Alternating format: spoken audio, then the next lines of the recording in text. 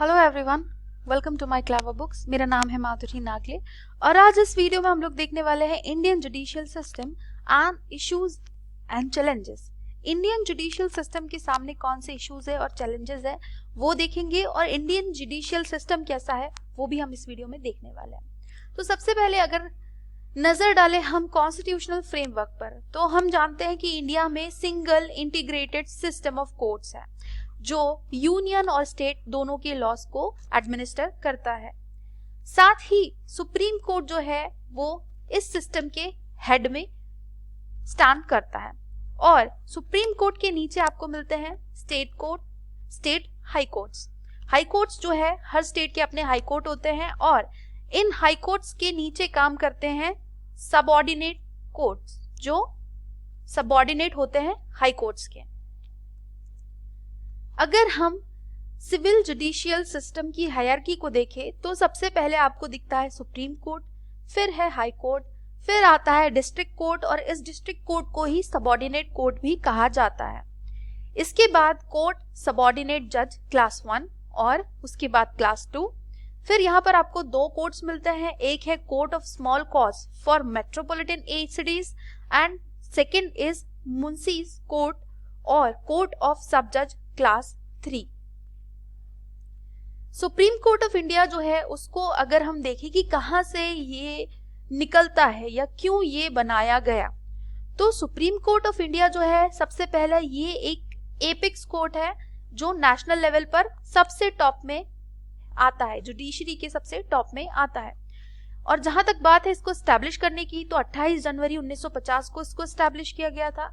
लेकिन ये पावर कहां से आती है? ये पावर आती है आर्टिकल नंबर 124 का क्लॉज 1 जो कॉन्स्टिट्यूशन ऑफ इंडिया है, उसमें ये कहता है कि there shall be a Supreme court of India consisting of chief justice and parliament by law prescribe a large number of not more than 7 जजेस। तो ये जिस टाइम पर हमारा कॉन्स्टिट्यूशन जो है वो वजूद में आया था उस समय पर ये कहा गया था कि 7 से ज्यादा जजेस नहीं हो सकते। लेकिन बाद में कई सारे अमेंडमेंट हुए, और अभी रिसेंट जो अमेंडमेंट हुआ है 2019 का, उसके बाद जो जजेस का टोटल नंबर है वो 33 कर दिया गया है, including chief justice of India. फिर यहाँ पर एक चीज और कही जाती है कि जो सुप्रीम कोर्ट की जितनी भी प्रोसीडिंग्स है वो इंग्लिश में होगी, और ये एक इंपॉर्टेंट पॉइंट बनता है आपके यूपीएससी के लिए, ठीक है, कि किस लैंग्वेज में प्रोसीडिंग्स होती है, सिर्फ इंग्लिश में। और कहां पर सीट होगी इसकी? दिल्ली में, ठीक है, सुप्रीम कोर्ट की जो सीट होगी वो दिल्ली में होगी। फिर आते हैं हम लोग हाई कोर्ट्स पर, ठीक है। हाई कोर्ट्स जो है वो बनाए जाते हैं under article 214 of the constitution. मतलब जैसे कि हम जानते हैं 124 का क्लॉज 1 कहता है कि सुप्रीम कोर्ट होना चाहिए, देश का एक सुप्रीम कोर्ट होना चाहिए, वैसे ही आर्टिकल नंबर 214 या 214 कहता है कि हर स्टेट में क्या होने चाहिए? हाई कोर्ट्स होने चाहिए, ठीक है। और अगर अभी हम देखें तो एट प्रेजेंट 25 हाई कोर्ट्स है कंट्री में, ठीक। और इसमें क्या होता है, जो एक चीफ जस्टिस होते हैं, हर हाई कोर्ट में एक चीफ जस्टिस होगा और अदर जजेस होंगे।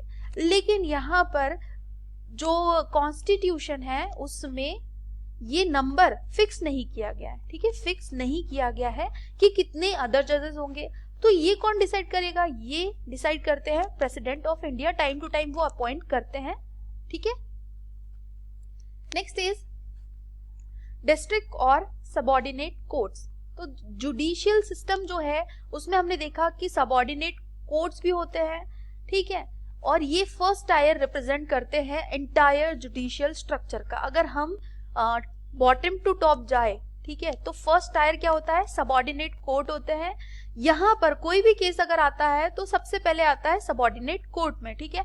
कुछ केसेस को छोड़कर वो आगे हम देखेंगे। As a general rule civil cases are filed with by one set of hierarchy of courts known as civil courts. Civil cases जो है वो कहाँ आएंगे? सिविल कोर्ट में आएंगे।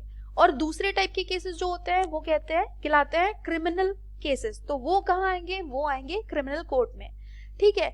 सबसे इंपॉर्टेंट बात ये याद रखनी है आपको कि सिविल केसेस जो है वो सिविल कोर्ट में आते हैं, लेकिन कौन सा लॉ जो है उसको गवर्न करता है वो है civil procedure code, CPC. Civil cases निपटाए जाते हैं सीपीसी की धाराओं के अनुसार, ठीक है। और जो क्रिमिनल केसेस होते हैं वो सीआरपीसी की धाराओं के अनुसार उनको गवर्न किया जाता है, या उनका निपटारा जो है वो सीआरपीसी के हिसाब से किया जाता है। फिर आती है बात ग्राम न्यायालय की। ग्राम न्यायालय जो है पहले ये जो वर्ड है, हालांकि ये एक एंशियंट वर्ड है और जो हमारा एंशियंट सिस्टम है उसमें भी हमको इसका नाम मिलता है, लेकिन जब नया कॉन्स्टिट्यूशन आया तब उसमें ये इंक्लूडेड नहीं था। ग्राम न्यायालय जो है या विलेज कोर्ट भी इनको कहा जाता है, वो बनाए गए अंडर ग्राम न्यायालय एक्ट ऑफ 2008। क्यों बनाए गए? ताकि जो जस्टिस है या जुडिशियल सिस्टम है उसका रूरल एरिया में एक्सेस मिल सके लोगों को, ठीक है। और फोर्स में आने की बात की जाए तो 2 अक्टूबर 2009 को ये फोर्स में आया ये एक्ट, ठीक है। ग्राम न्यायालय पोर्टल जो है वो क्या करता है, वो हेल्प करता है ऑनलाइन मॉनिटरिंग के लिए। जो ग्राम न्यायालय है, जो स्टेट्स इंप्लीमेंट करती है ग्राम न्यायालय जो है उनको, और ऑनलाइन मॉनिटरिंग की जाती है इनकी ग्राम न्यायालय पोर्टल के थ्रू। इसके बाद ज्यूरिसडिक्शन की बात की जाए या जो होता है, तो क्या होता है ग्राम न्यायालय का क्षेत्राधिकार, कहां तक उनका ज्यूरिसडिक्शन जो है वो लागू होता है, तो वो होता है over an area specified by और नोटिफिकेशन बाय स्टेट गवर्नमेंट। तो state government in consultation with respective high court, जैसे अगर एमपी की बात करते हैं, हम मध्य प्रदेश की बात करते हैं, तो मध्य प्रदेश की जो स्टेट गवर्नमेंट है वो बात करेगी मध्य प्रदेश के हाई कोर्ट से, और उसके बाद डिसाइड किया जाएगा कि कितने एरिया में किस ग्राम न्यायालय को ज्यूरिसडिक्शन दी जा रही है। फिर इसके बाद the court can function as a mobile court. कई बार आपने सुना होगा मोबाइल कोर्ट के बारे में भी, तो मोबाइल कोर्ट के तरह ये काम कर सकता है और अलग अलग जगह पर ये जा सकता है, पर फिर भी वो भी एक डिसाइडेड या फिक्स्ड एरिया रहेगा कि विद इन दिस एरिया आप अपना जो ज्यूरिसडिक्शन है वो चला सकते हैं। फिर इसके बाद ये जो ग्राम न्यायालय है वो दोनों टाइप के केसेस देख सकते हैं। कौन कौन से दोनों टाइप के? क्रिमिनल और सिविल, दोनों टाइप के केसेस जो है वो देख सकते हैं। छोटे मोटे केसेस जो गांव में होते हैं, ठीक है, उनका निपटारा ये कर सकते हैं। फिर आती है बात hierarchy of courts in India, ठीक है। हमने सिविल कोर्ट की हायरार्की देखी, अब देखते हैं हम लोग जो टोटल सारे कोर्ट्स जो होते हैं ना, क्रिमिनल और सिविल दोनों के, तो वो कैसी हायरार्की होगी। सबसे पहले सुप्रीम कोर्ट आता है ऑफ कोर्स, फिर आता है हाई कोर्ट, हाई कोर्ट के बाद आता है डिस्ट्रिक्ट एंड सेशन जज एंड एडिशनल सेशन जज, फिर है असिस्टेंट सेशन जज, और इसको दो भाग में डिवाइड किया जाता है, एक चीफ जुडिशियल मजिस्ट्रेट और चीफ मेट्रोपॉलिटन मजिस्ट्रेट। चीफ, इसके बाद आता है judicial magistrate of first class, और इसके दो भाग होते हैं, judicial magistrate of second class और स्पेशल जुडिशियल मजिस्ट्रेट। और वहीं चीफ मेट्रोपॉलिटन मजिस्ट्रेट की बात करें तो इसके बाद आता है मेट्रोपॉलिटन मजिस्ट्रेट।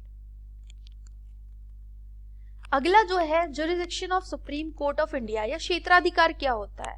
हम जानते हैं कि सुप्रीम कोर्ट जो है वो सबसे टॉप में है, सबसे ज्यादा पावर्स होगी, लेकिन कुछ पावर्स जो है उनको कैसे डिवाइड किया जाता है और कैसे डिफाइन किया जाता है। सबसे पहले हम जानते हैं कि वास्ट ज्यूरिसडिक्शन है सुप्रीम कोर्ट के पास, ठीक है, एक अच्छी पोजीशन है। इनको क्या कहा जाता है? कोर्ट ऑफ अपील कहा जाता है, कि एंड में, मतलब आप ये मत सोचो कि आप सुप्रीम कोर्ट के बाद कहीं और अपील कर सकते हो। सुप्रीम कोर्ट का जो फैसला है वो लास्ट डिसीजन होगा। आप सबऑर्डिनेट कोर्ट के बाद हाई कोर्ट जाता है, हाई कोर्ट के बाद सुप्रीम कोर्ट जाता है, और सुप्रीम कोर्ट करता है फाइनल या लास्ट डिसीजन, ठीक है। और इनको क्या कहा जाता है? Guardian of the constitution. क्यों कहा जाता है ये भी आगे देखेंगे हम लोग। Reviewer of its own judgment, मतलब कई बार ऐसा होता है कि आपने एक बार जजमेंट दे दी, सुप्रीम कोर्ट ने जजमेंट दे दी, उसके बाद उनको कुछ सालों बाद ऐसा लगता है कि ये जो है ये जजमेंट करेक्ट नहीं था, या अगर कॉन्स्टिट्यूशन जो है उसके हिसाब से देखें तो ये कॉन्स्टिट्यूशनल नहीं है, तो वो अपने ओन जजमेंट्स को भी रिव्यू कर सकते हैं, ठीक है। आर्टिकल 141 जो है वो डिक्लेयर करता है that the law laid down by supreme court shall be binding on all courts within the territory of India of its jurisdiction is divided into following categories।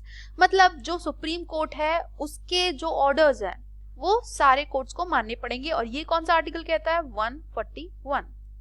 अब यहाँ पर हम देखते हैं जो सुप्रीम कोर्ट है उसकी जुरिडिक्शंस क्या क्या है, ठीक है, कितने प्रकार के क्षेत्राधिकार या जुरिडिक्शंस को दिए गए हैं। तो देखा जाए तो वैसे 5 है, इसको 4 में भी आप ले सकते हैं, क्योंकि ये जो 2 है ओरिजिनल जुरिडिक्शंस और रिट जुरिडिक्शन, ये दोनों ही ओरिजिनल जुरिडिक्शन में आते हैं, बट फिर भी यहाँ पर 5 भागों में डिवाइड करके मैं बता रही हूँ। तो ओरिजिनल जुरिडिक्शंस की बात करें और रिट जुरिडिक्शन, तो ये दोनों ही ओरिजिनल होते हैं, ठीक है, ये अपील्स के थ्रू नहीं आते हैं, ये ओरिजिनल मतलब डायरेक्टली इन दोनों के लिए पहुंचा जा सकता है सुप्रीम कोर्ट। फिर इसके बाद है एपेलेट जुरिडिक्शन, 4th नंबर पर है एडवाइजरी जुरिडिक्शन और 5th है रिव्यू जुरिडिक्शन। तो सबसे पहले हम लोग देखते हैं ओरिजिनल जुरिडिक्शन। आर्टिकल नंबर 131 क्या कहता है? आर्टिकल नंबर 131 जो है एक्सक्लूसिव राइट देता है सुप्रीम कोर्ट को। क्या होता है कि कई बार जो यूनियन है या स्टेट है उनके बीच में डिस्प्यूट होता है, तो ठीक है, किसके बीच में? यूनियन और एक स्टेट या एक स्टेट और दूसरी स्टेट या ग्रुप ऑफ स्टेट के बीच में होता है, पहली चीज। तो यहाँ पर सुप्रीम कोर्ट जो यूनियन, कई बार यूनियन और स्टेट्स के बीच में हो सकता है, ठीक है, सिंगल स्टेट के बीच में, या यूनियन और मल्टीपल स्टेट्स के बीच में हो सकता है, या एक साइड पर एक स्टेट है, यूनियन है, और दूसरे साइड पर बाकी स्टेट्स है।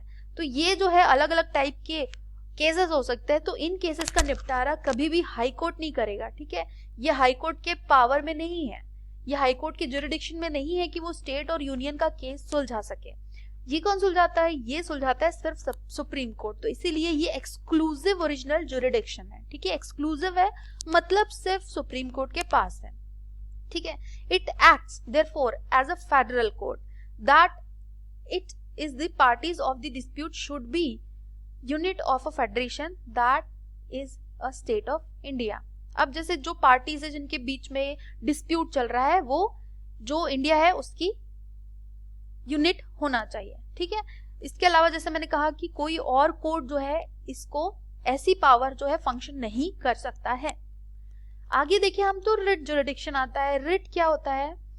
आपने आर्टिकल नंबर 32 अगर पढ़ा हो तो आर्टिकल 32 कहता है कि जो फंडामेंटल राइट्स है उनका कभी वायलेशन होता है तो जो विक्टिम है वो सीधे जा सकता है सुप्रीम कोर्ट के पास।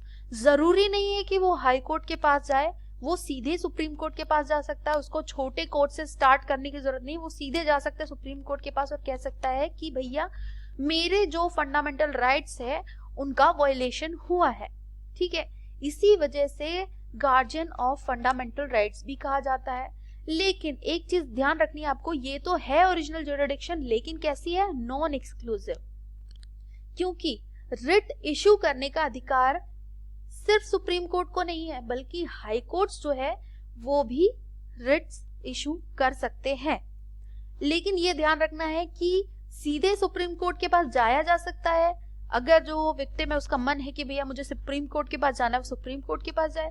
अगर वो हाई कोर्ट के पास जाता है तो हाई कोर्ट को भी ये पावर है कि वो रिट्स इशू कर सके। तो ये एक नॉन एक्सक्लूसिव ओरिजिनल जुरिडिक्शन है, क्योंकि सुप्रीम कोर्ट क्या है? Protector of fundamental rights. It has the power to issue writs. कौन कौन सी रिट्स हो सकती? Habeas corpus, quo warranto, prohibition, certiorari and mandamus. 5 तरीके की रिट जो है ये इशू करता है।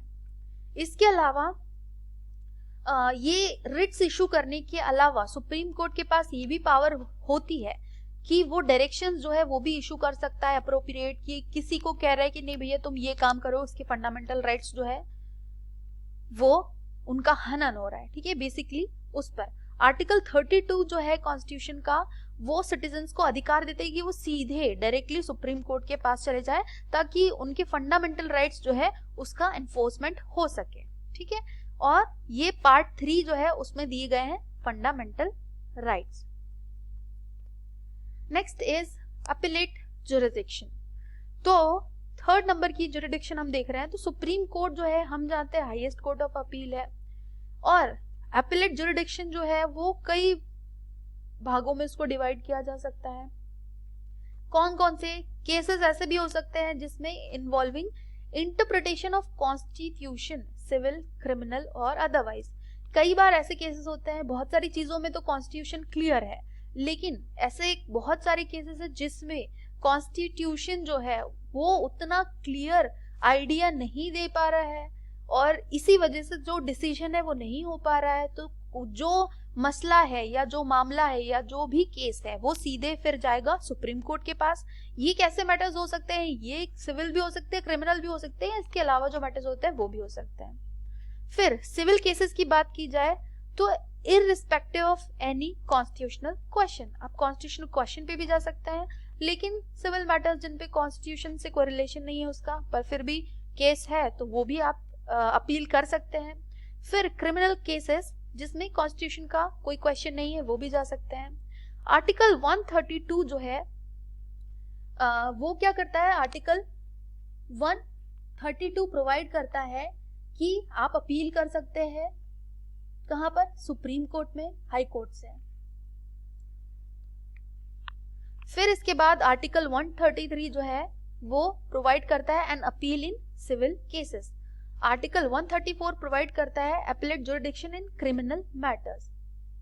However, Supreme Court has the special appellate jurisdiction to grant in its discretion, ठीक है, अगर उसकी मर्जी हो तो वो डिस्क्रिशन जो है वो ग्रांट कर सकता है, सॉरी उसकी मर्जी है अगर तो वो अपील सुप्रीम कोर्ट के पास जा सकती है, ठीक है। फिर इसके बाद अगर हम देखें तो एडवाइजरी जुरिडिक्शन आता है। एडवाइजरी जुरिडिक्शन जो है, ठीक है, जैसा नाम से ही ये पता चल रहा है कि काइंड ऑफ एडवाइस, तो एडवाइस किसको दी जाएगी, ये एडवाइस दी जाएगी हमारे प्रेसिडेंट ऑफ इंडिया को।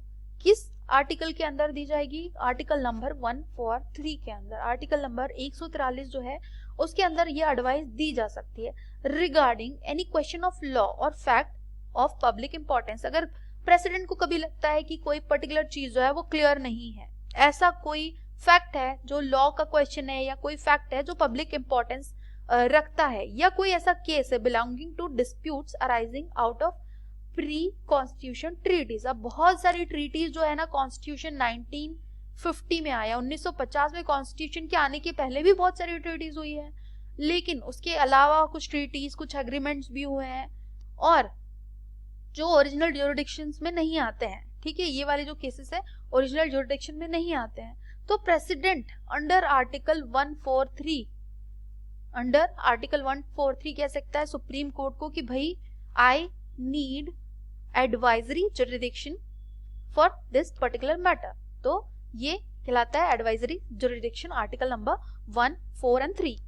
This jurisdiction does not involve a law, The advisory opinion is not binding on the government। अब उनने पूछ लिया, प्रेसिडेंट ने पूछ लिया कि भाई मुझे इस पे एडवाइस चाहिए आपकी सुप्रीम कोर्ट की, सुप्रीम कोर्ट ने एडवाइस दे भी दी, ठीक है, प्रेसिडेंट को बता दिया है कि सर आपको ऐसा ऐसा करना है, ठीक है, लेकिन ये जरूरी नहीं है कि ये जो जजमेंट है या जो ये एडवाइस है ये बाइंडिंग नहीं है, ठीक है, ये not binding on the government. Government का मन है तो माने, नहीं तो नहीं, ठीक है। It is not executable as a judgment. अब जैसे क्या होता है कि सुप्रीम कोर्ट कोई जजमेंट सुनाता है तो उसको एग्जीक्यूट करना जरूरी है, लेकिन ये जो है एडवाइजरी ज्यूरिडिक्शन ये एग्जीक्यूटेबल नहीं है, ये जरूरी नहीं कि एग्जीक्यूट किया जाए, ठीक है, of the court, and the court में reserve its opinion in controversial political cases as Babri Masjid case. जैसे बाबरी मस्जिद केस जो है उसमें कोर्ट ने रिजर्व किया था अपना ओपिनियन, वैसे ही ये रिजर्व किया जा सकता है। फिर नेक्स्ट आता है रिव्यू ज्यूरिडिक्शन। रिव्यू अगेन जैसा हमने कहा कि रिव्यू जो है कोई भी चीज को रिव्यू करना, फिर से देखना। The supreme court has the power to review any judgment pronounced और ऑर्डर मेड बाय इट। अब कई बार बहुत सारे ऐसे जजमेंट्स होते हैं जो सुप्रीम कोर्ट ने किए हैं लेकिन बाद में उसको वो देख सकता, कौन से आर्टिकल के अंदर, आर्टिकल नंबर 137 जो है वो प्रोवाइड करता है रिव्यू ऑफ जजमेंट और ऑर्डर्स बाय सुप्रीम कोर्ट। कई बार कुछ ऑर्डर्स भी होंगे जिसको सुप्रीम कोर्ट जो है फिर से रिव्यू कर सकता है, subject to the provision of any law made by parliament और any rules made under article 145। Article 145 जो है उसके अंदर कोई लॉ या रूल बनाए गए हैं तो उसको ये क्या कर सकता है, रिव्यू कर सकता है। Supreme Court shall have the power to review any judgment pronounced or made by it. However, Supreme Court jurisdiction may be enlarged with respect to any of the matters in Union list as Parliament may by law confer. ठीक है, Parliament may by law also enlarge or can impose limitation on the powers and functions by the Supreme Court, जैसा कि इंदिरा गांधी के समय में हुआ था. Supreme court जो है उसकी पावर्स को कम कर दिया गया था. तो पार्लियामेंट के पास पावर है कि वो सुप्रीम कोर्ट जो है उनको पावर दे भी सकती है और उनसे पावर ले भी सकती है, कम भी कर सकती है. लेकिन एक ही चीज इसमें यहाँ पर ध्यान रखना होता है कि जो बेसिक स्ट्रक्चर है, जो कॉन्स्टिट्यूशन का बेसिक स्ट्रक्चर है वो खराब ना हो. ठीक है, तो ये ध्यान रखना होता है. बाकी गवर्नमेंट के पास पावर है इनके फंक्शंस को लिमिट करने की. फिर इसके बाद आते हैं हम अपने मेन मुद्दे पर. ठीक है, क्या है मुद्दा? Issues and challenges in Indian judicial system. वैसे तो इंडिया एक बहुत ही बड़ी कंट्री है in terms of population and in terms of area as well. Judiciary जो है उसके पास बहुत सारा काम है, लेकिन जुडिशरी से क्या उम्मीद की जा सकती है? क्या उम्मीद की जाती है कि ट्रांसपेरेंट हो, एफिशिएंट हो, इंडिपेंडेंट हो. पर पिछले कुछ समय में ऐसा देखा गया है कि जो जुडिशरी है उसकी ट्रांसपेरेंसी में कमी आई है, उसकी एफिशिएंसी में कमी आई है, उसकी इंडिपेंडेंसी में भी कहीं कहीं पर कमी आई है. तो बहुत सारे ऐसे क्वेश्चंस उठते हैं जुडिशरी में कि उसके ऊपर की क्या क्या ऐसी चीजें हुई है. वो हम लोग देखते हैं कि कौन कौन से इवेंट्स हैं जिनसे कहा जाता है कि भाई जुडिशरी जो है वो उसके सामने बहुत सारे इश्यूज और challenges. Example of such events अगर हम देखें तो ग्राफ्ट चार्जेस अगेंस्ट रिटायर्ड जज of Odisha high court. Graft charges क्या होता है? Graft charges is kind of corruption, कि जब कोई पर्सन जो है पॉलिटिकल पावर का जो यूज है वो किसी पर्टिकुलर पर्सनल गेन के लिए यूज करता है तो उसको कहा जाता है ग्राफ्ट चार्जेस. इसके अलावा conflict of interest as sitting chief justice overrode fellow जजेस in medical college bribery scam. फिर इसके बाद है deadlock between government and judiciary over finalising memorandum of procedure for appointment of जजेस. देन है denial of judiciary to allow application of RTI to it even in administrative matters. तो RTI जो है उसके एप्लीकेशन को अलाउ नहीं किया judiciary ने. इसके अलावा कॉन्फ्लिक्ट बिटवीन सीनियर जजेस supreme court and justice CS Karnan of Madras high court. अब जो मेजर इश्यूज और चैलेंजेस है इंडियन जुडिशरी के साथ वो हम देखते हैं कि किस टाइप के इश्यूज है, कौन कौन से हेड्स में इनको पढ़ सकते हैं हम लोग. सबसे पहले एडमिनिस्ट्रेटिव इश्यूज क्या क्या है. ठीक है, एडमिनिस्ट्रेशन से रिलेटेड क्या क्या इशू है. सबसे पहले ओपेक अपॉइंटमेंट प्रोसीजर. अब देखो होल रिक्रूटमेंट प्रोसीजर जो है मतलब उसमें बहुत ही एक धुंधलापन, ओपेकनेस है, where there is no declaration of grounds. अब ग्राउंड्स ही डिक्लेयर नहीं किए गए कि कैसे किसी कैंडिडेट को सिलेक्ट या रिजेक्ट किया जाएगा. फिर जुडिशरी जो है उसके लोग देखें तो जुडिशरी को अपॉइंट करती है. तो क्या होता है? Conflict of interest. ठीक है, एज द नंबर ऑफ जजेस is in higher judiciary, high court और सुप्रीम कोर्ट की बात जो है करें हम तो वो कुछ सालों में बहुत ज्यादा इंक्रीज किए गए हैं. ठीक है, और the workload of appointment and transfer is substantial which requires dedicated time और energy. As judiciary is already burden with huge pendency. बहुत सारे केसेस जो है पेंडिंग पड़े हुए हैं वहां पर और एक्स्ट्रा बर्डन वहां पर दिया जा रहा है. इसके बाद appointment procedure demand through background check of applicants which is beyond the purview of judiciary as investigating and intelligence agencies are within the disposal of executive. अब देखो जो अपॉइंटमेंट प्रोसीजर जो है उसमें एक बैकग्राउंड चेक किया जाता है. ठीक है, लेकिन वो क्या होता है कि जो जुडिशरी है उसके परव्यू के बियॉन्ड है. ठीक है, इंटेलिजेंस एजेंसी मतलब जो इन्वेस्टिगेशन है और उसको पता करना ये जुडिशरी के हाथ में नहीं है कि कैसे बैकग्राउंड चेक किया जा सके। तो क्लियर नीड है यहाँ पर कि कोई रिप्रेजेंटेशन हो एग्जीक्यूटिव साइड से जो उसको चेक कर सके। अब roster preparation and cases allotment, जो सीजीआई होता है उसके पास सिंगुलर पावर होती है, जो चीफ जस्टिस ऑफ इंडिया है उसके पास सिंगुलर पावर होती है, और वो क्या कहलाता है, मास्टर ऑफ द रोस्टर। ठीक है, जो सीजीआई के पास एक्सक्लूसिव डिस्क्रिशन होती है कि वो अपनी मर्जी से जो बेंचेस है उसको कॉन्स्टिट्यूट कर सकता है और केसेस जो है वो एलोकेट कर सकता है या केसेस का बंटवारा जो है वो कर सकता है। While the CGI others such powers, इसमें क्या होता है कि जैसे रिकमेंडिंग अपॉइंटमेंट, ठीक है, to constitutional courts are shared with senior जजेस। अब यहाँ पर कई बार जो जजेस का अपॉइंटमेंट होता है उसमें सीजीआई जो है वो बाकी जजेस के साथ कंसल्ट कर सकता है, लेकिन जो रोस्टर है उसमें सीधे सीधे, या रोस्टर मतलब जैसे केसेस का अलॉटमेंट कैसे होगा वो सीधे सीजीआई के हाथ में ही है, तो अदर जजेस जो है उनका इसमें कोई रोल नहीं होता है। The power of master of roster is enjoyed without scrutiny, और इस पर कोई क्वेश्चन भी नहीं उठा सकता है कि आपने कैसे ये पावर को इसका यूज कैसे किया है। ठीक है, फिर ill equipped, corrupt and overburden bureaucracy. Bureaucracy जो है वो एक बहुत इंपॉर्टेंट हिस्सा है। अगर जस्टिस की बात की जाए तो अगर पहले से ही करप्ट प्रैक्टिस चली आ रही है at the bar and the clerical level, अगर हम देखें कि जो वकील वगैरह है वहां वो भी कई बार पैसे बहुत ज्यादा ऐंठने की कोशिश करते हैं, क्लरिकल लेवल जो है वहां पर भी बहुत ज्यादा जो पैसे है वो लिए जाते हैं। तो जहां पर इतना ज्यादा करप्शन है वहां पर सही तरीके से लॉ एंड जस्टिस कैसे मिल सकता है किसी को। फिर दूसरी चीज क्या है, judicial delays and huge pendency, मतलब बहुत सारे केसेस जो है वो पेंडिंग रहते हैं। The second most intense problem is delay in justice, क्योंकि बहुत लंबा समय लगता है किसी भी केस का निपटारा करने में, किसी भी केस का फाइनल डिसीजन करने में, तो इसकी वजह से क्या होता है, पेंडेंसी हो जाती है ह्यूज, बहुत सारे केसेस जो है पेंडिंग हो जाते हैं। स्पेशली अगर डिस्ट्रिक्ट और सबऑर्डिनेट कोर्ट की बात करें तो लगभग 3.9 करोड़ केसेस जो है वो पेंडिंग है, और हाई कोर्ट और सुप्रीम कोर्ट की बात करें तो हाई कोर्ट में 58.5 लाख केसेस और सुप्रीम कोर्ट में 69,000। ठीक है, 69,000 केसेस है, जो बहुत ज्यादा एक बड़ा नंबर है। कई साल लग जाएंगे इसको ही निपटाने में, और अभी जो केसेस कंटिन्यूसली आ रहे हैं वो अलग है जो इस नंबर को इंक्रीज ही करेंगे।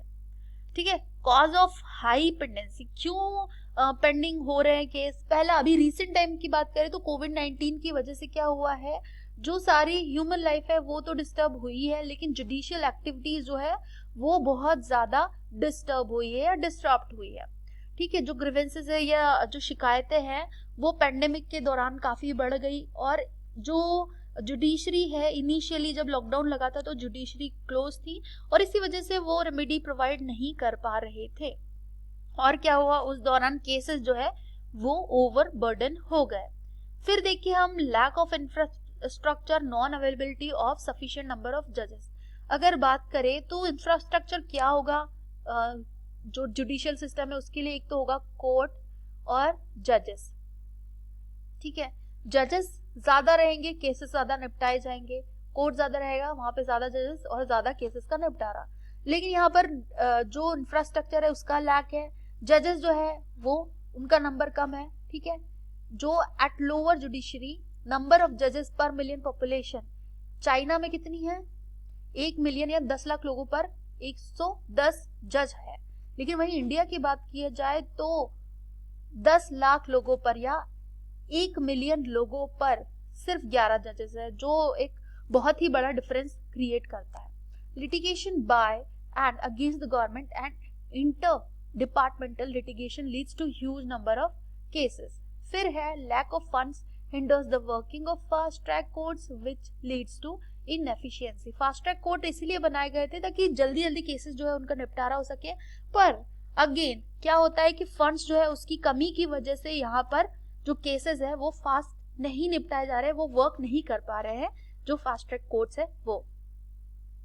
फिर इसके बाद प्रॉब्लम्स ड्यू टू पेंडेंसी। अब क्या क्या प्रॉब्लम्स होती है, ठीक है मान लिया हमने कि प्रॉब्लम्स है कि जो केस है वो पेंडिंग रहते हैं, पर इस पेंडिंग रहने की वजह से क्या क्या प्रॉब्लम है। Pendency is highest at the district court, जैसे हमने देखा, which is the first point of approach. अब यहाँ पर कि फर्स्ट पॉइंट ऑफ अप्रोच जो है वहीं पर बहुत सारे केसेस है, तो फिर आगे जाने का सवाल ही नहीं उठता। जब तक यहाँ से केस नहीं निपटेगा तब तक के ऊपर या हाई कोर्ट तक केस नहीं जा पाएगा और केस का फाइनल डिसीजन नहीं हो पाएगा अगर केस यहाँ पर नहीं सॉल्व होता है। तो ये सीरियस क्वेश्चन लाता है कि कैसी क्या कैपेसिटी है जुडिशरी की जस्टिस डिलीवर करने में। ठीक है, जुडिशरी इज नॉट कि एक गवर्नमेंट जॉब है, आप जज बन गए हैं तो आप बैठे हैं, जा रहे हैं रोज कोर्ट, जैसा मन हो रहा है वैसा कर रहे हैं, 2-4 केस निपटा है, नहीं। एज अ जज आपकी रिस्पॉन्सिबिलिटी है कि आप जस्टिस डिलीवर करें, जो लोग हैं उनकी प्रॉब्लम सॉल्व हो, उनको जस्टिस मिले। ठीक है, इसके अलावा एक सवाल ये भी उठता है कि जो हियरिंग्स है वो अगर लेट हो रही है तो क्या वो इंडिविजुअल्स के लिए फेयर है। कई बार केसेस जो है वो सालों साल चलते हैं, तो क्या किसी भी इंडिविजुअल के लिए ये फेयर है। फिर है while criminal matters must be disposed on priority. अब सिविल मैटर्स जो है उनके लिए थोड़ा वेट किया जा सकता है, पर क्रिमिनल मैटर्स जो है वो जल्दी से डिस्पोज करना जरूरी है, considering there impact on proper functioning of state. अगर कोई, आप मान लीजिए कोई एक थीफ है या कोई चोर है, उसके अगेंस्ट कंप्लेंट जाती है, किसी के घर चोरी होती है, अब यहाँ पर केस जो है वो चल रहा है, उसका निपटारा नहीं हुआ है। ठीक है, कई बार होता है कि जो कल्प्रिट होता है उसको रख लिया जाता है कि भैया चलो इनको जेल में रखेंगे या जो भी है, लेकिन फिर कई बार ऐसा होता है कि वो खुले में घूमते हैं, जो बेल है उस पर खुले में घूमते हैं, वो अगली बार जाकर और कहीं चोरी करेंगे। तो इससे क्या होता है कि जो स्टेट की प्रॉपर फंक्शनिंग है उस पर इम्पैक्ट पड़ रहा है कि अगर ये जल्दी से निपटारा होता केसेस का, उस पर्टिकुलर पर्सन को या वो थीफ जो है उसको अगर सजा मिल जाती तो शायद ये जो फंक्शनिंग है स्टेट की ये और अच्छे तरीके से चलती। There is more pendency of such cases in district courts, promoting the culture of impunity among criminals, which lead to lack of confidence of the vulnerable section on justice delivery system or related exploitation। अब ऐसे में क्या होता है कि कई लोग ये सोचते हैं कि यार ये लोगों को सिर्फ पैसे चाहिए है, कई बार ब्राइबरी चलती है, कहीं पुलिस लेवल पर चलती है, कहीं जो एडवोकेट है वो लोगों को एक्सप्लॉइट करते हैं, तो लोगों का भरोसा जो है जुडिशरी सिस्टम से, जुडिशियल सिस्टम से, वो खत्म होता जा रहा है। फिर जजेस की बात करें तो जजेस ऑलमोस्ट 10 हाई कोर्ट, जो हाई कोर्ट है वहां पर 10 हाई कोर्ट में लगभग 70 केसेस जो है डेली सुने जाते हैं। तो यहाँ पर आप देख लो कि 2 मिनट हर केसेस को दिए जाते हैं। अगर यहाँ पर हम देखें एवरेज देखें तो लगभग 2 मिनट हर केसेस को दिए जाते हैं कि भैया 2 मिनट में आपने कैसे फैसला किया या कैसे डिसीजन सुना दिया, तो आप इससे भी अंदाजा लगा सकते हैं। फिर आगे बात करते हैं reason for huge pendency of cases. अब क्या रीजन है, अब ये नहीं कहा जा सकता कि हमेशा यही होता है कि भैया जो जजेस है उनकी गलती इस वजह से पेंडिंग रहते हैं केस। बहुत सारी चीजें हैं, बहुत सारे फैक्टर्स है, जैसे लेसर नंबर ऑफ जजेस। जैसे हमने देखा कि चाइना में 1 मिलियन पर 110 जजेस है, वहीं इंडिया की बात की जाए तो 1 मिलियन पर सिर्फ 11 जजेस है। ठीक है, तो बहुत बड़ी कमी है इंडिया में जजेस की पॉपुलेशन के अकॉर्डिंग। फिर है low accountability of the judiciary.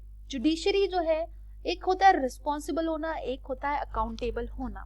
ठीक है, रिस्पॉन्सिबल होना या जिम्मेदार होना, और अकाउंटेबल जो है वो एक ब्रॉडर टर्म है। अकाउंटेबिलिटी नहीं है मतलब कि जो जुडिशरी है हमारी कंट्री में वो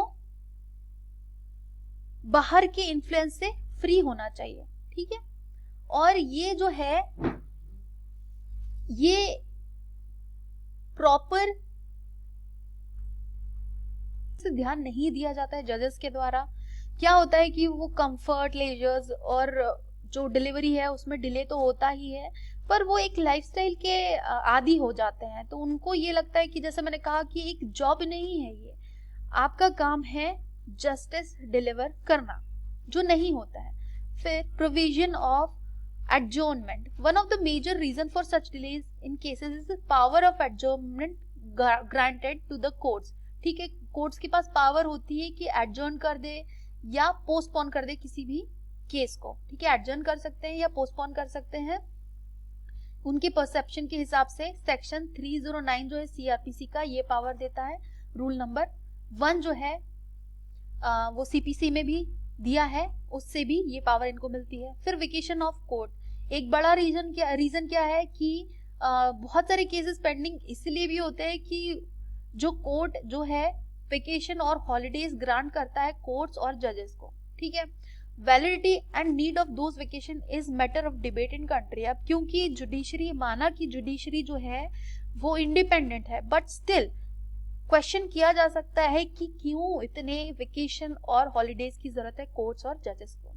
इससे क्या हो रहा है, जो केसेस है वो बहुत ज्यादा पेंडिंग भी रहते हैं, और जैसा हमने देखा अभी कि 10 कोर्ट 70 केसेस का निपटारा कर रहे हैं, तो डेली तो एक केस को लगभग 2 मिनट या उससे थोड़ा सा ज्यादा समय दिया जाता है। तो ये सवाल उठता है कि भाई इतने कम समय में कैसे आप फैसला कर सकते हो, ठीक है। Weak legislation, the crafting of hazard, ill drafted, कई बार बहुत जो ड्राफ्ट होता है वो बहुत ही बुरा सा होता है, मतलब प्रॉपर नहीं होता है उसमें, और लेजिस्लेशन और decrees over some burning controversial topic also contribute to inflow और an increase in inflow of cases in courts. कई बार क्या होता है कि जो लेजिस्लेशंस है या डिक्रीज है उनके ऊपर कंट्रोवर्सीज होती है, तो उसकी वजह से और केसेस आते हैं, जिसकी वजह से और केसेस पेंडिंग हो जाते हैं।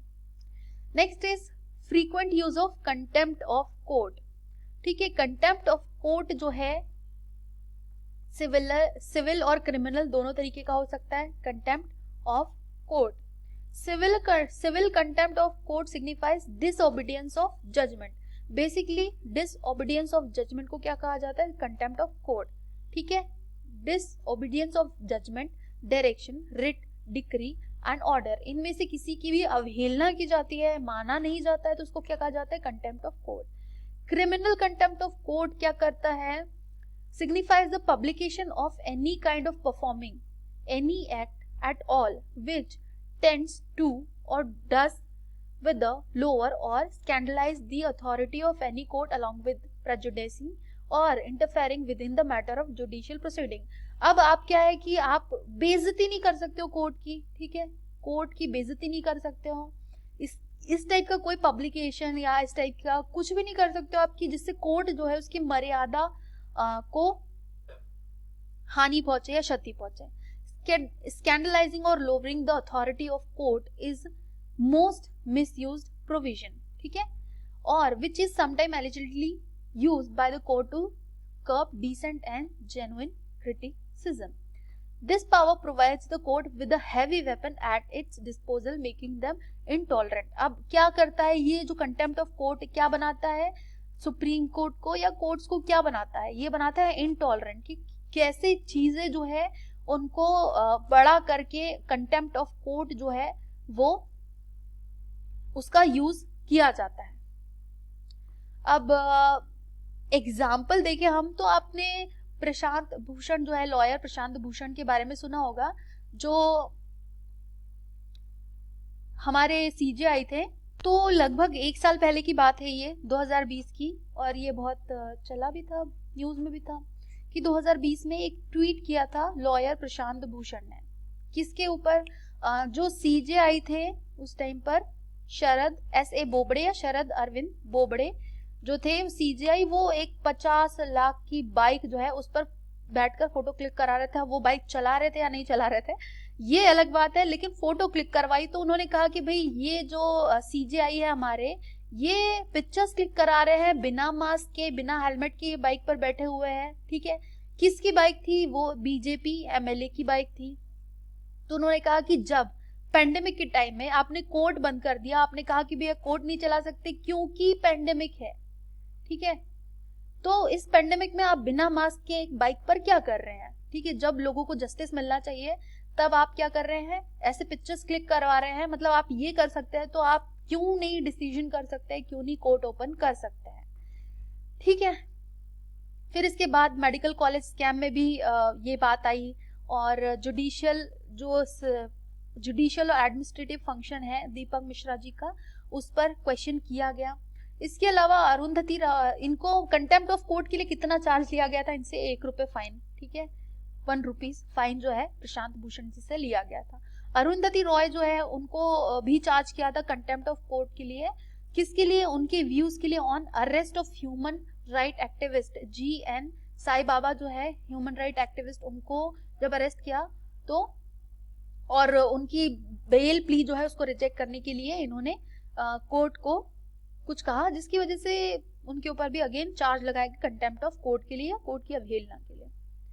फिर इसके बाद है judicial review, judicial activism and judicial overreach. अब कौन सा, ये भी एक इशू है, क्यों है इशू जुडिशियल रिव्यू को एक बार हम लोग देखते हैं।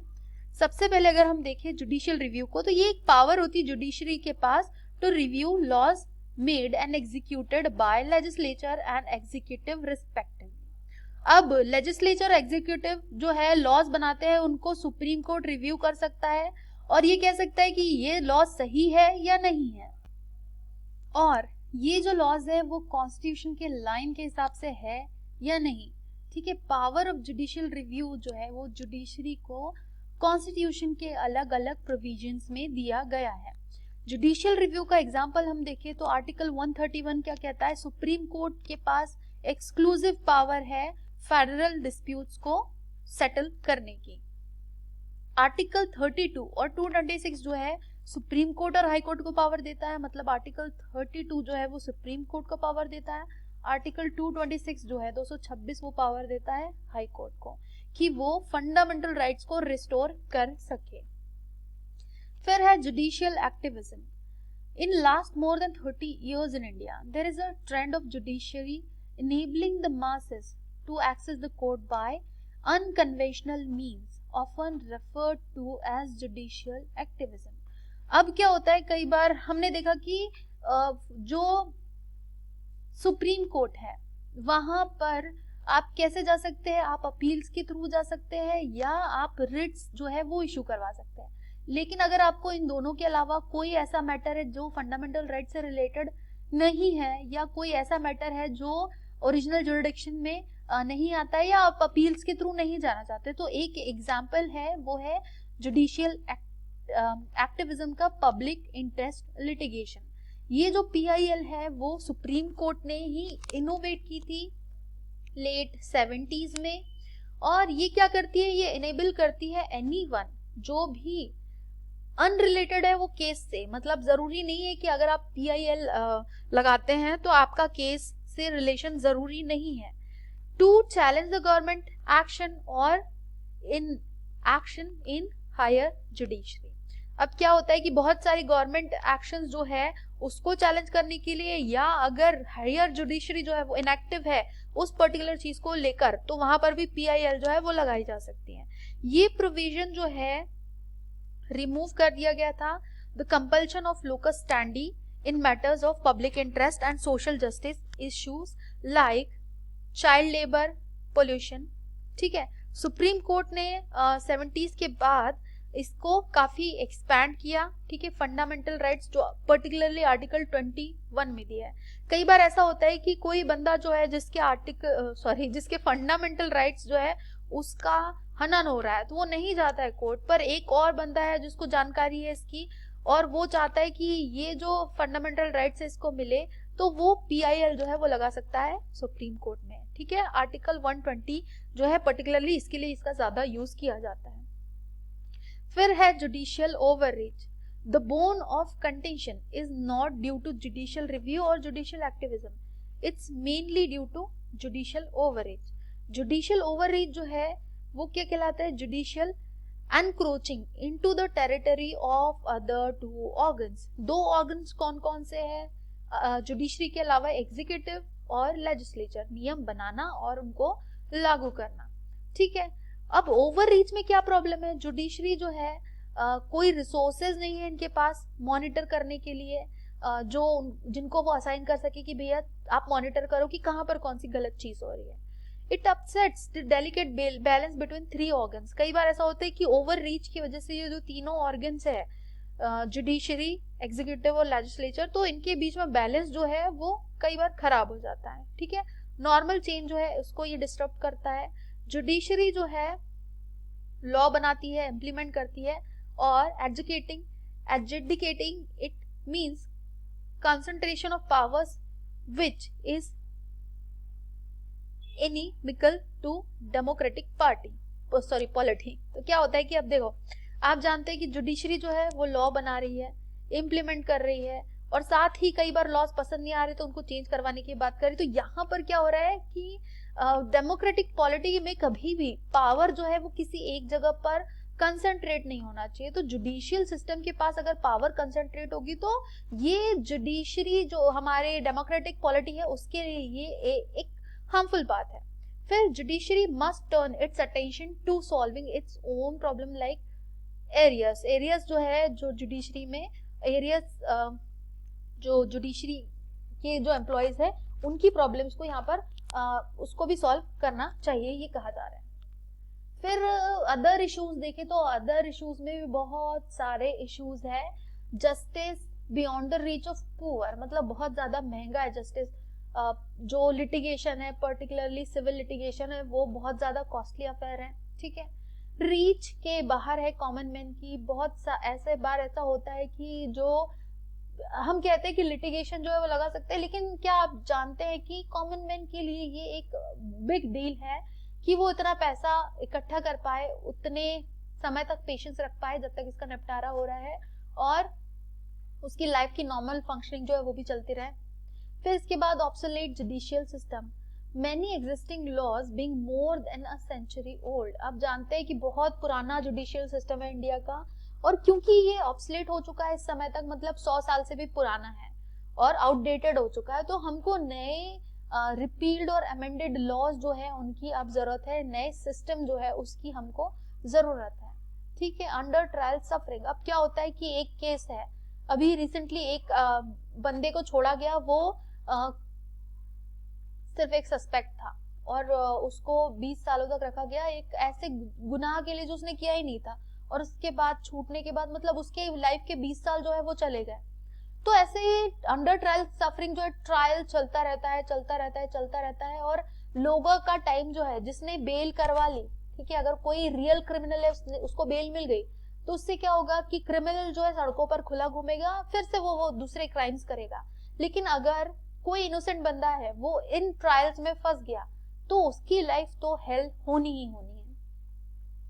फिर क्या है, lack of interaction with the public. अब डेमोक्रेसी जो है उसमें अगर हम देखें तो जुडिशरी एक ऐसा फंक्शन है कि जो पब्लिक की रिक्वायरमेंट और पब्लिक के इंटरेस्ट और उनके वेल बीइंग के लिए काम करता है, लेकिन उनका पब्लिक इंटरेक्शन जो है वो होता है जीरो, कोई पब्लिक इंटरेक्शन नहीं, उनका जो लोग हैं उनसे बातचीत नहीं, और जो मैटर्स सॉल्व होते हैं वो सिर्फ लॉज पर बेस्ड होते हैं, मोस्टली ऐसा ही होता है। करप्शन की अगर बात करें तो बहुत ज्यादा करप्शन है, जैसे आदर्श सोसाइटी स्कैम हमने देखा, 2G स्कैम देखा, CWG स्कैम देखा हमने, बहुत सारे रेप केसेस होते हैं, बहुत सारे क्राइम्स होते हैं, जिसमें क्या होता है करप्शन की वजह से एक तो पॉलिटिशियन होते हैं वो तो छूट ही जाते हैं, मतलब उनका तो कोई लेना देना ही नहीं है, पर बहुत सारे ऐसे लोग भी हैं जो इसकी प्रॉपर फंक्शनिंग नहीं होने की वजह से और करप्शन की वजह से आराम से घूमते रहते हैं क्रिमिनल्स भी सड़कों पर। फिर लैक ऑफ इंफ्रास्ट्रक्चर, जैसे हमने देखा कि इंडिया में जो कोर्ट्स है वो काफी कम है, ठीक है, और जो डिटेल में अगर देखें तो 27% ऑफ कोर्ट रूम जो है सबऑर्डिनेट जुडिशरी, वहां पर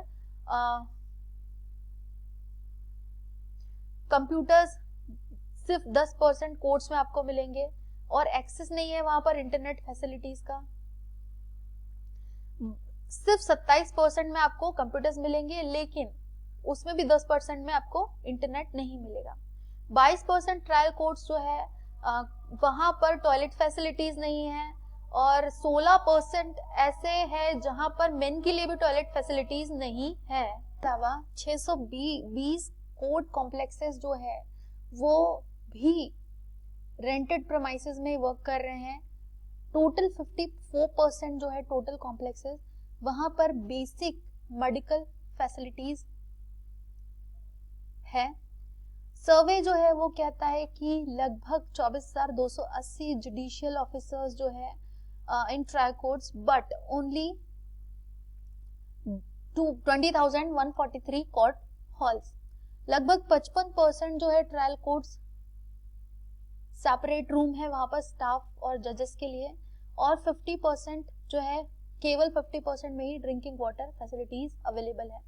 55% कोर्ट्स जो है वहां पर सेंट्रलाइज्ड फिलिंग सेंटर्स है और है मेडिटेशन हॉल्स हैं। ज्यादातर जो कॉम्प्लेक्सेस है वहां पर वेटिंग एरिया नहीं है जो लिटिगेंट्स है उनके लिए, और 33% बिल्डिंग्स जो है केवल वहां पर ही फैसिलिटीज ये अवेलेबल है।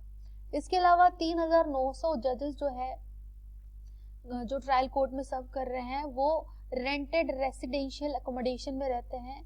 There are also no meeting hall for जजेस, ठीक है, मीटिंग हॉल तक नहीं है जजेस के लिए। और 83% कोर्ट्स जो है ओनली 51% लाइब्रेरी फैसिलिटीज वहां पर है। CJI NV रमन्ना जो है उन्होंने प्रपोज किया है नेशनल जुडिशियल इंफ्रास्ट्रक्चर कॉर्पोरेशन मार्च 2021 में, जो जुडिशियल इंफ्रास्ट्रक्चर है उसको डेवलप करने के लिए।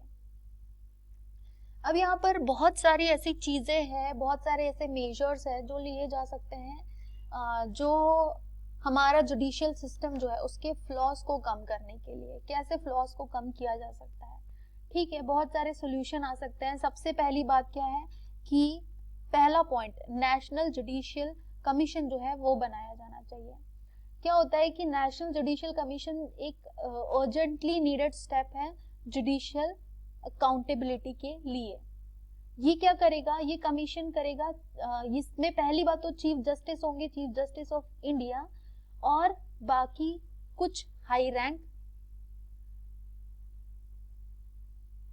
जजेस भी, ठीक है। और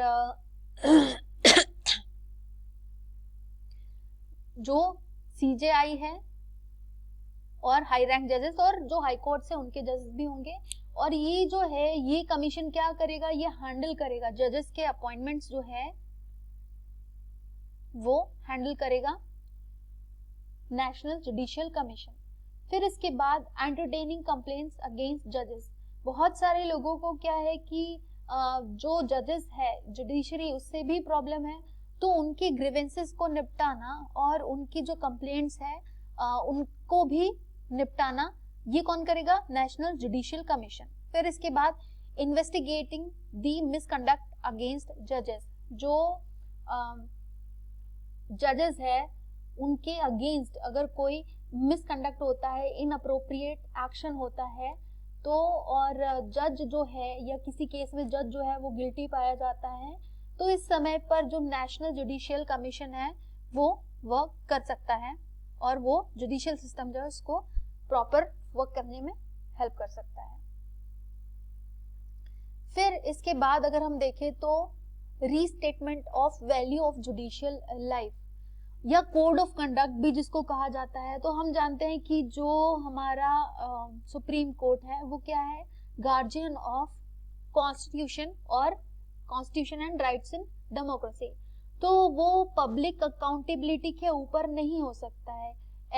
S.H. कपाड़िया, एक जस्टिस S.H. कपाड़िया जो थे, तो उन्होंने कहा था कि जो जजेस होते हैं उनको भी उतना रिस्पॉन्सिबल होना चाहिए जितना कि एक कॉमन मैन है, सारे लॉज के लिए भी, जो हमारा कॉन्स्टिट्यूशन के लिए है उसके लिए भी, और मोरालिटी के लिए और कोड ऑफ एथिक्स के लिए भी जो जजेस है उनको उतना ही रिस्पॉन्सिबल या अकाउंटेबल होना चाहिए, ठीक है।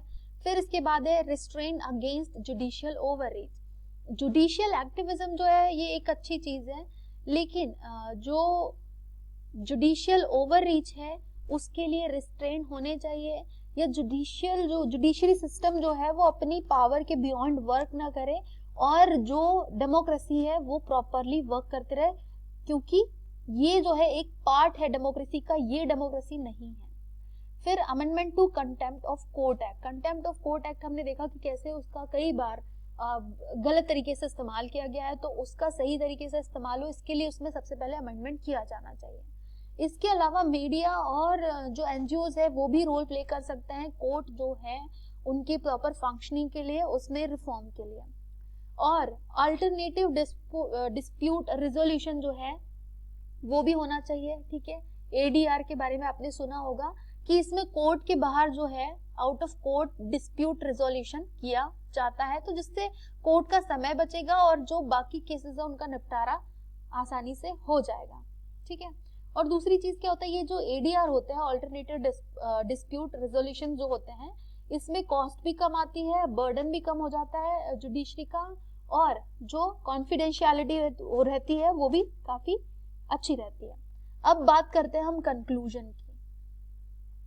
देखो, ऐसा नहीं है कि सब ठीक है। हम जानते हैं कि इंडियन जुडिशियल सिस्टम जो है बहुत सारे इश्यूज है उसके साथ, ठीक है।